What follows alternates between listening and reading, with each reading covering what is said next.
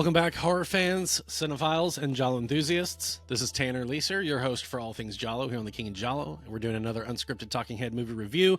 I got finished watching Murder Mansion, 1972. Who the hell made this?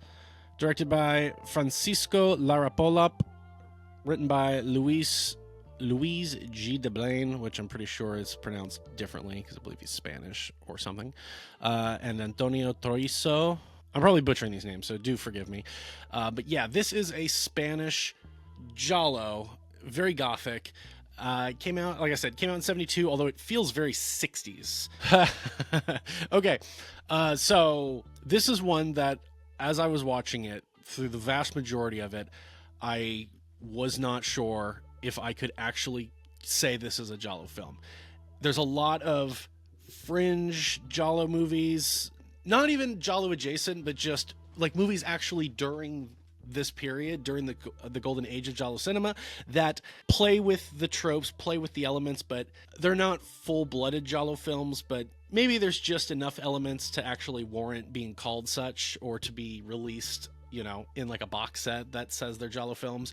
And I have to say, for the vast majority of this movie, I was not sure if I could actually say that. And this is one of those movies that some people will say it is Giallo, other people will say very like aggressively, no, this is not a Giallo film. This is gothic horror, if anything. And like I said, throughout most of this movie, I was watching thinking, you know, this might actually be the first movie I cover that is pseudo Giallo that I actually take a stand and say, I'm sorry, it's not. But sure enough, at a certain point, it does cross more so into being a Giallo. And I won't spoil a lot about this movie. I'll tell you what that thing is. So this is very much a gothic horror movie. The first 20 minutes, you're introduced to a number of characters driving around, and before about 25 minutes, they all end up at this mansion because there was a fog that rolled in, and they all couldn't find their way out of the various mountain roads that they were on, and they all ended up here. One of the groups, which was a guy on a motorcycle and a girl that he knows who he was giving a ride to, they had an encounter with an old car that drove by with a chauffeur and what appeared to be an older woman in it. And then there was a lady who ended up at a cemetery, and she sees a man, the silhouette of a man who is a chauffeur, and all of a sudden from behind him breaks off is the silhouette of an older woman. And they stalk towards her, and she runs away, and she tells them that I saw that, and they're like, no, we don't think you're crazy. We actually had an encounter not too far off from that. And when they all get to the mansion, we are just beaten over the head with a bunch of exposition about the house, the countess who used to live there, and then we spend about an hour just being like a gothic movie with spooky stuff kind of happening, and they're all staying there for the night because there's nowhere to go. And you've got people going through the mansion with flashlights and discovering stuff. Hey, look at this. It's according to this, there actually was a woman who lived here, blah, blah, blah. And yeah. And it's not until we get to past the hour that it finally stepped back from that. But yeah, this was, for the most part, this was a gothic horror movie with Giallo trimmings. And then it was revealed again. I won't spoil everything, but I will say, just to put some of you at ease, that there is a scuffle between the ghost, the chauffeur ghost, and a guy, and the chauffeur ends up like strangling him, and then he goes into a room, looks in a mirror, and he rips his face off, and it's a prosthetic, and we are revealed to see one of the characters. So this is one of those movies where spooky gothic stuff is happening, and it's a mix of, is this character going crazy? A lot of the characters in other movies and in this movie as well have a lot of trauma, and they're susceptible to seeing apparitions. And then there's an element of these apparitions that they are seeing are in fact not real, and the whole point is that the people that are working together to fabricate this whole thing are trying to get rid of their targets, their victims, either by killing them, scaring them to death, which happens in this movie, which is odd. That's such an old trope of someone getting scared to death, but it does happen in Les Diaboliques. Or just murder and then staging it to look like other people killed them, like there was a confrontation. So it's one of those movies, and yeah, I do have to say that to me, that's a very tired thing. I've seen it done a lot of times, and I've seen it done way better. And I have to say that I did look around a few days ago at, like, reviews for this movie without spoiling anything, and most people did not like this movie. Most people think it is a slog. They think it is very boring. A lot of people said it's not a Giallo. Someone had said that it like they saw it in the Forgotten Gialli box set from Vinegar Syndrome. I believe it's the Forgotten Gialli Part 2, and that's where I have it. And they said, yeah, no, it's best forgotten.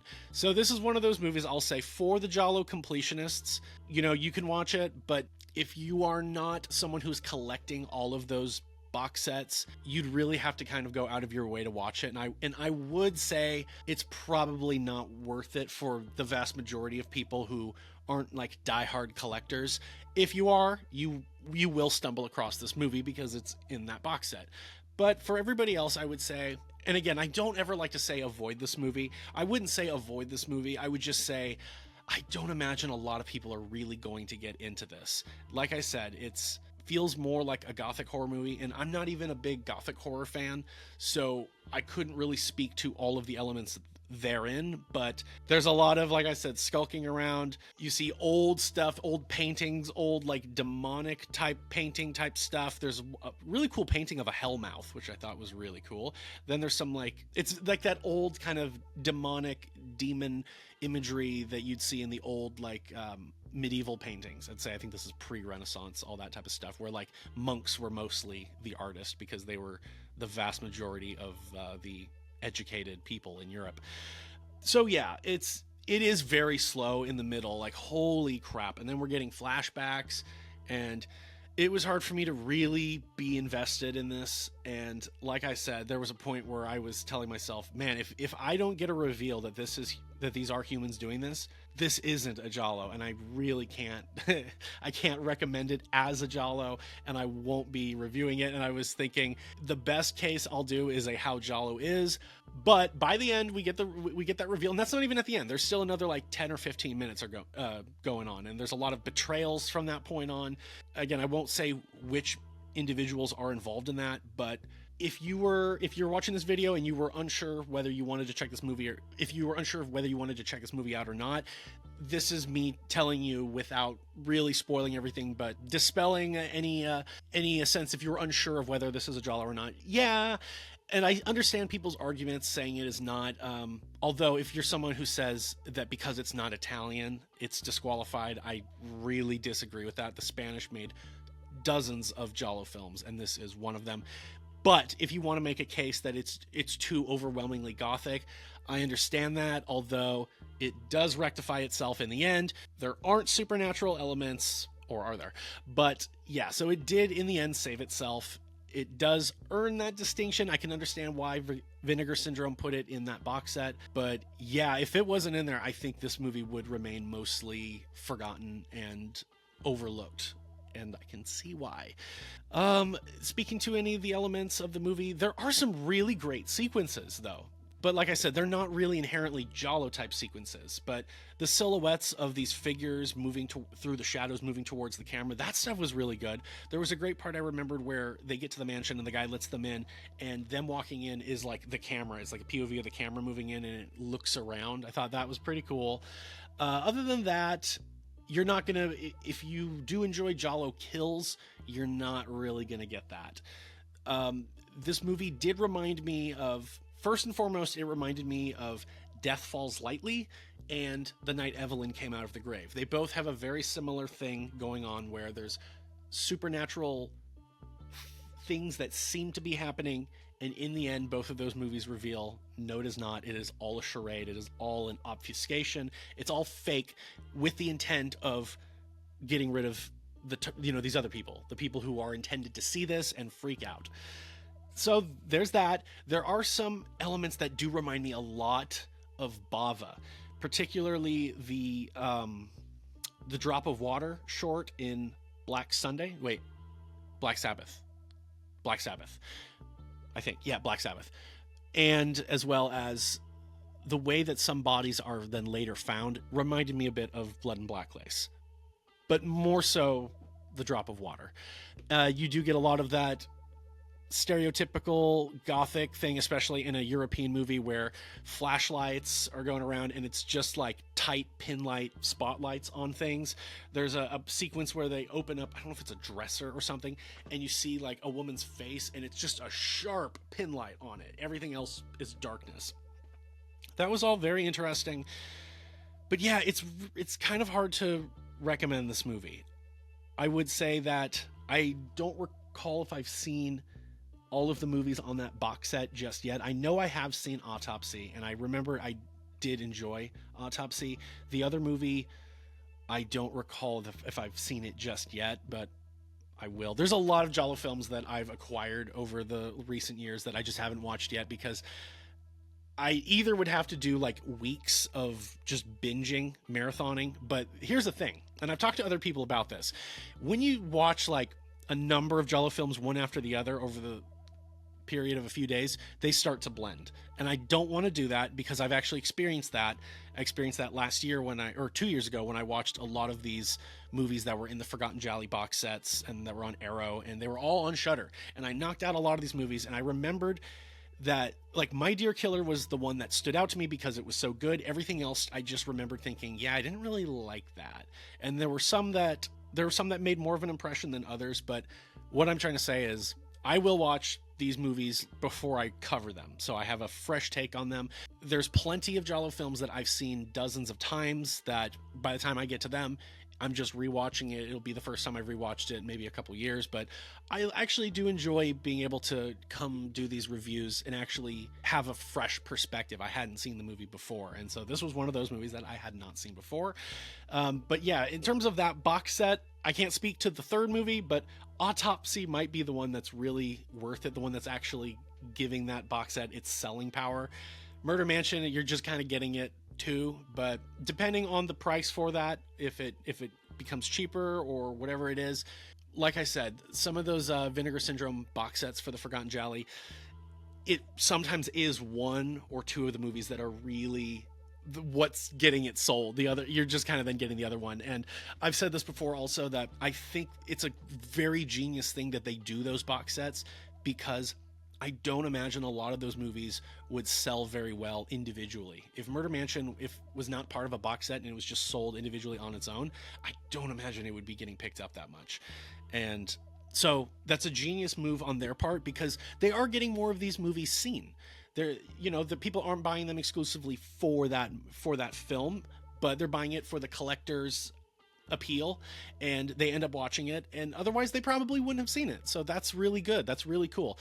What else can I say about this movie though? The music was not very Giallo-esque, which makes perfect sense, for all the other reasons I listed. It was good, but it just didn't jump out to me as being through and through very Giallo. I'll have to wait until I actually go through the movie doing the Gialli tally to determine if I change my mind on that. But there are a lot of Giallo veteran actors in this. The one that I really enjoy is George Regaud. I love seeing him, and he was used well enough, not a whole lot, but there was a part at the end that he was utilized, and I did enjoy that. Other than that, I don't really have a whole lot to say on the movie. Let me know what your thoughts are on Murder Mansion if you have seen it, or if you haven't, whether my review here sways you one way or the other. Like I've said, I really don't want to dissuade anybody from watching these movies. I can understand if you're not, like I've said, if you're not a diehard completionist, if you're going to say, well, I don't own it, I'm not going to go out of my way to check it out. I'll try to put it up on YouTube for you, so you can watch it at your leisure if you decide so. But yeah, please don't ever be put off by any of these movies because of my own opinion, my own thoughts. And like I said, I don't even think this is a bad movie. It's just, oh my gosh, it is a slog. The middle of the movie in particular is just, it's like an hour and 10 minutes of, it's just a little slow. But hey, I know a lot of people would probably still enjoy this movie. Everyone's got different takes, different opinions and tastes, so that's great. So let me know what your thoughts are on this movie, and because I would love to actually have some back and forth with this one. I don't know many people who actually saw this, so this will be fun.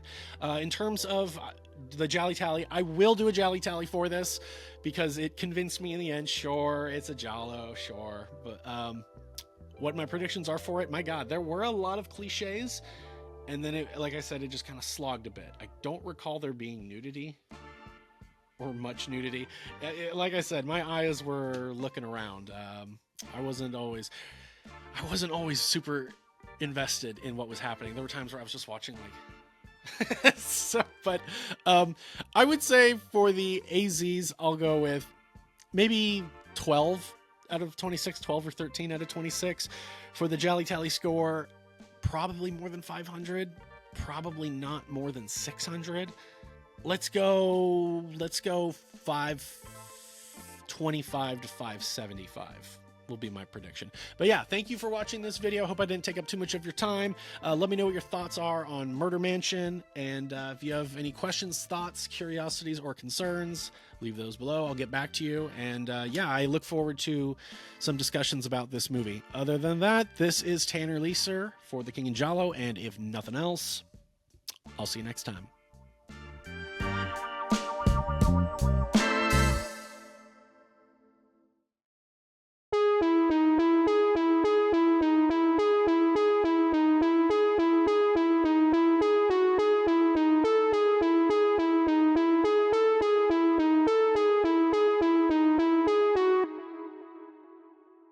Un momento. Esta joven viaja conmigo. Ya no. Se equivoca, seguirá conmigo. ¿De veras? ¿Tú qué opinas? Que nos vamos. Espere, no voy a permitir que se la lleve. Apártese.